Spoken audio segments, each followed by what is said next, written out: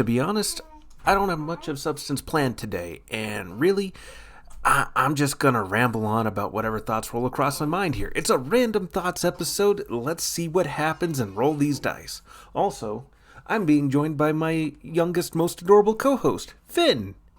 All honestly, it's great.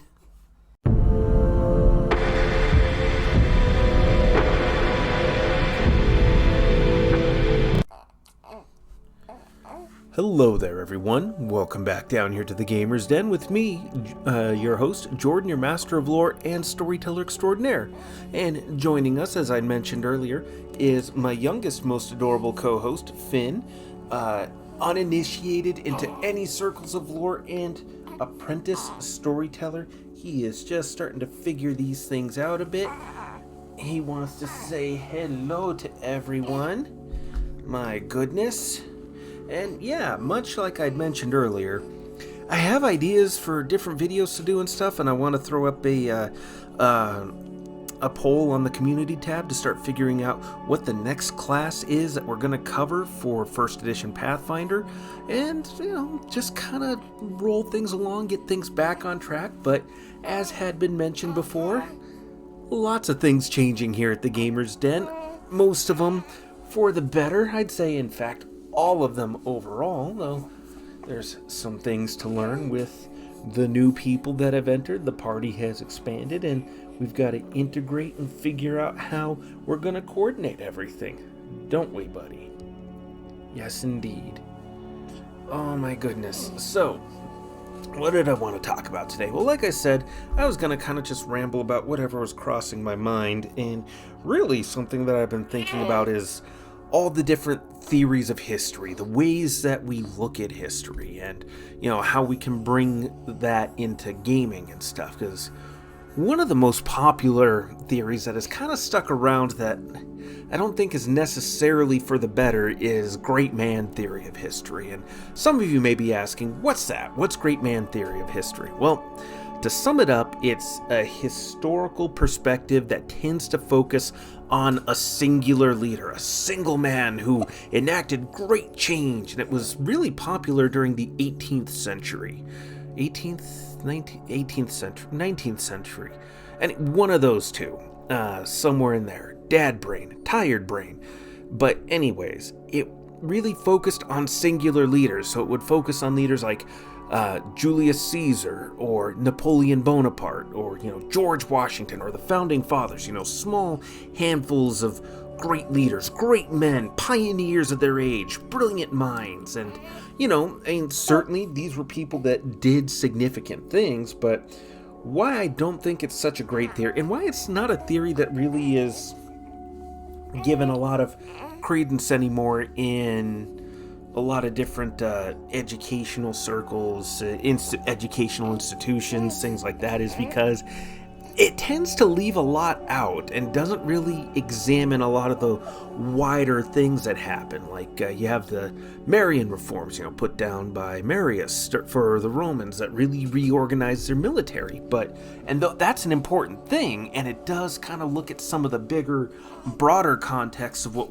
was going on in the Roman Empire and how it allowed them to restructure their military and make them more adaptive, quicker to respond to different threats, and be better organized.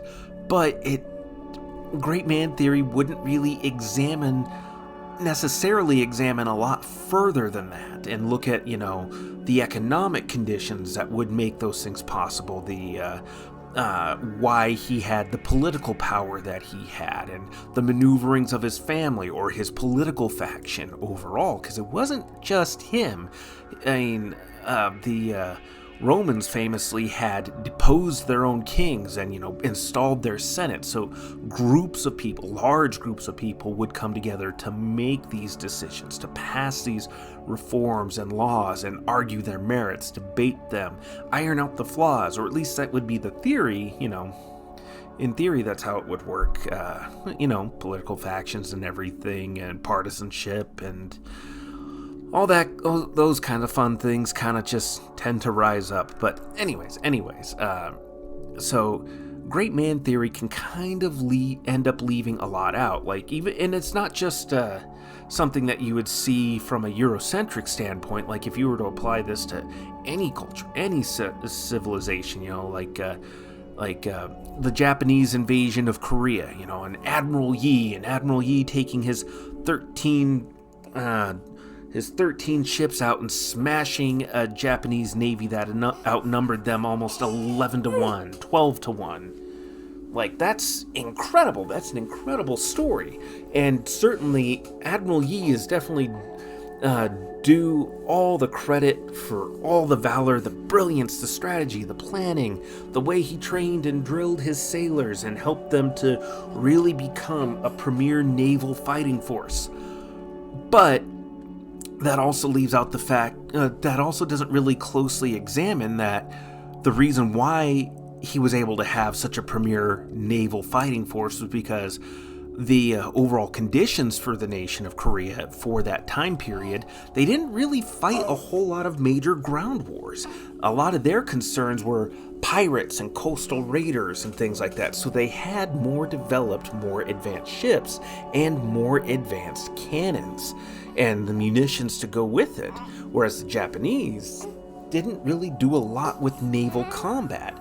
They focused more on land battles. So especially to start with, their ability to siege castles, their handheld arquebuses, and the fighting capabilities of their warriors, both infantry and cavalry, were just staggeringly impressive, especially compared to the Korean military at the time. So those conditions were in place for Yi to take advantage of.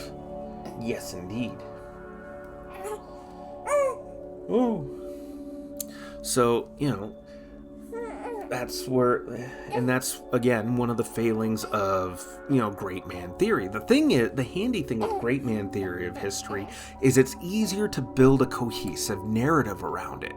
But that cohesive narrative, again, can kind of miss some of the wider context and details that are important to the story, but don't necessarily get the highlights that they maybe should in some instances. It's not to say that any historical theory is necessarily perfect, because, for example, Marxist theory of history, and stay with me, because some of you hear Marxist or Marxism and just immediately go, oh, and get red in the face, but just hear me out for a moment, because Marxist theory of history is just that. It's a theory of history, and it does tie in with so many other things, but it actually does have something of value to offer, mainly looking at economic conditions, looking at economic motivators, and how societal structures are put in place meant to prop up the powers that be. That's an important thing to look at. It's important to look at financial and resource incentives that are in place, because that does drive a lot of history. And Marx isn't wrong when he points out that class conflict, class warfare, struggle between the classes does tend to motivate things. Because, look at the French Revolution, look at the American Revolution.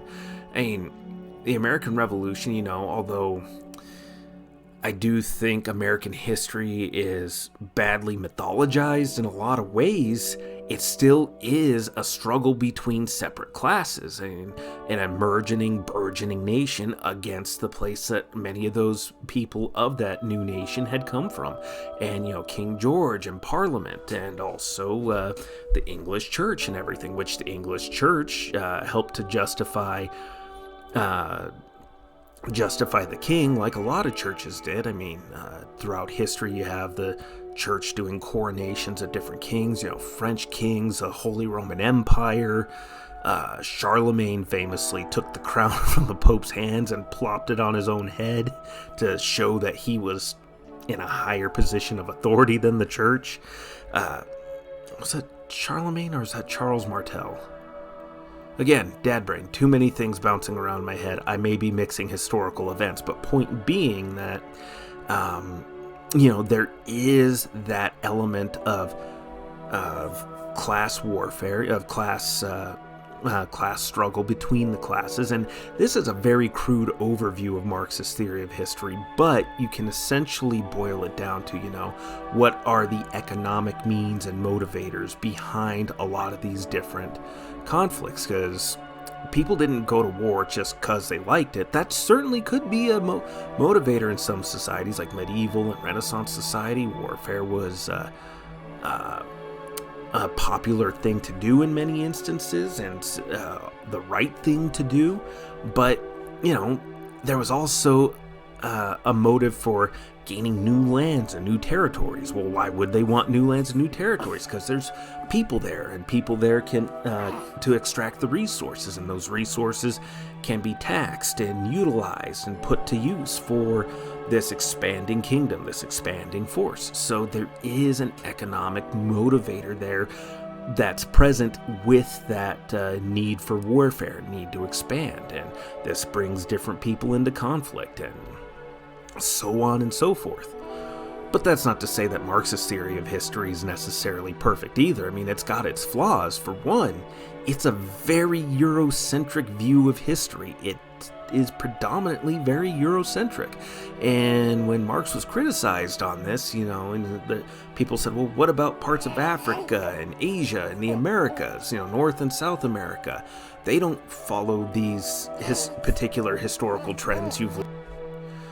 And Marx would hand-wave all of that away as, those are Asiatic modes of production, but eventually they'll catch up to where everybody else is at, and they'll have their own, class struggle and class revolutions once they hit the capitalist stage of society and all of that. And that's very, very intellectually lazy to just hand-wave all these different disparate cultures and peoples as just Asiatic modes of production. It's like, that's just ridiculous on the face of it. And, talking about bringing class consciousness and all of that, and people becoming more aware, and how, workers in a capitalist society, the best that they can achieve as far as all of that goes is trade unions, but which are still inherently capitalist. And, as critics would go, okay, well, who's supposed to bring class consciousness? Who's supposed to lead that? That sounds very convenient. And also, the other thing was, is theories on how, class struggle was going to lead to a socialist society where the workers rise up and they seize the government, they seize the banks, and they seize the means of production. And then all of those systems will wither away like grapes on the vine. And it's like, hang on. Why would anybody just let all of that wither away when they've seized the government, they've seized the banks, and they've seized the means of production? That seems very unlikely. It seems like even if the people in charge, or the principal leaders, were so high-minded and motivated by their ideals, you think there'd be somebody somewhere who's willing to come along and take advantage of all of that. And we've kind of seen that bear out in a lot of instances. Little one. We see a lot of unfortunate things bear out. But then, there's other theories of history too, many of which I'm blanking on. There's one that takes a look at, okay, you have all these economics, but why are these economics able to function in the first place? Why are the resources at where they're at? So it takes a look at the ecological history of a place, not just the history of the people and what they've built, how they're extracting resources, but why they built in those places and why those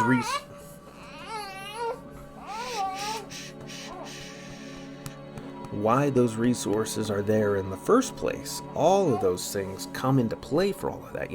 The different geographic features and the like the Inuit people and other indigenous peoples of Alaska. They have so many different words for snow and ice because that's been a pretty predominant feature of the Arctic Circle in those regions up there. It comes to dominate a lot of how they live, function, and exist in that part of the world, so it has a massive impact on their language and their culture. And language, the quality of your language affects the quality of your thought. So, all of that really comes together to help to start forming and shaping those things, and shaping how people come to view the region they're in, how they come to view themselves, how they develop their culture and their societies. All of these disparate things come together to form a really intricate, really interesting web that feeds into our history as a species, as a people all across the globe. So taking a look at how you could apply this to your own games if you really wanted to get down into that kind of nitty-gritty detail, and Lord knows I like doing that to myself. I talked about it before, how an elf might view history differently from a dwarf, or in particular, especially humans, as a 600-year-old elf might be perplexed looking at human society and going, oh my god, you have all of these festivals. Why are you always celebrating? But festivals and, the celebrations like that are a way of remembering your history. It's part of an ingrained cultural memory. But because it's an ingrained cultural part of memory, and because it's a story that maybe it's been verbally recounted, retold, and slightly changed and altered incrementally over those 600 years, what has been written down now and as part of this festival might be wildly different from an elf's point of view that was there at that particular moment, who might go, oh, you're celebrating that guy? That guy's a jackass. I remember him. He was a jerk. He had nothing to do with the victory. He just happened to be there at the end, standing atop the wall. Everybody thought he did something heroic, but no, I was there. I was right behind him. He stood there cowering in a corner, hiding with the piss pot over his head so he wouldn't have to see what was happening. And everybody just thought he did something good, and apparently that's the story that stuck. And that might cause the people at the community to go, wow, it's true what they say. Elves really are pretentious know-it-all jerks, aren't they? So, all of that can kind of come together to inform his conflicting views of history and, different historical theories and all of that. I think that all ties together. Maybe? Certainly might be an interesting point, or maybe it's just incoherent rambling as I sit here trying to take care of my smallest son, who has now fallen asleep after spending a few minutes yelling at me.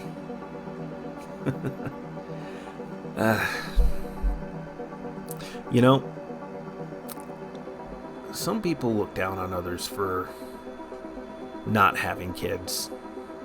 I don't. And I know there's a lot of other people who don't, because people who take the time to avoid kids are people who realize what a responsibility it is. Even if they maybe don't fully comprehend every last detail of it, or if they just don't have that experience, that's fine. That doesn't mean that they don't realize that there's something big about that there, and what a huge important thing it is. And I can certainly respect that kind of awareness of being like, no, I'm not ready for kids. I don't want kids. I don't want to give up my own personal freedoms, my own personal life. I enjoy too much of what I'm doing. That's fine. I can totally respect that and get that. Certainly, I have given up a fair bit. My wife has given up a fair bit. But for us, it's been worth it. I mean, the first time my son Atticus came up to me and just hugged me and smiled and made those happy, toddler cooing noises and just said, "Dad, you're best." Few things better than that. Few things better than that when your child just looks at you with nothing but adoration and just tells you you're the best and they love you. It's incredible. But again, I respect people for not going for it. Speaking of things not being for people, on a slightly related note. Uh-oh. Hold on, folks.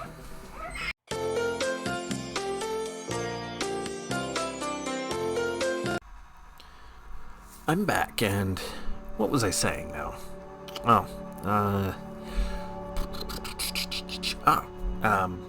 Right, so one thing I've kind of come to realize is that there's not a lot of things that I personally hate, like, entertainment wise. Like, there's a lot of things I don't enjoy.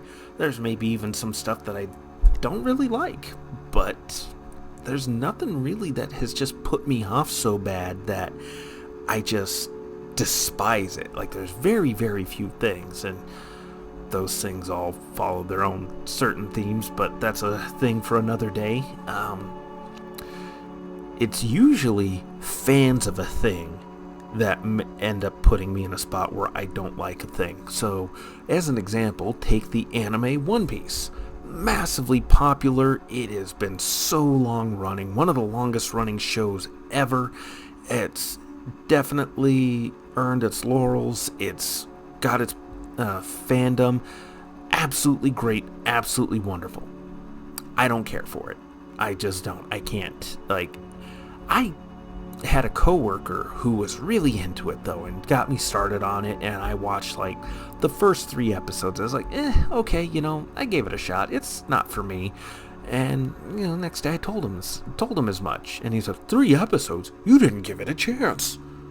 So I watched 5 episodes, then 10, then 20, then 50. And every time it was just hit with the refrain, oh, it hasn't gotten good yet. You haven't really given it a chance. So by episode 80, maybe 100, even then, 50 episodes. 50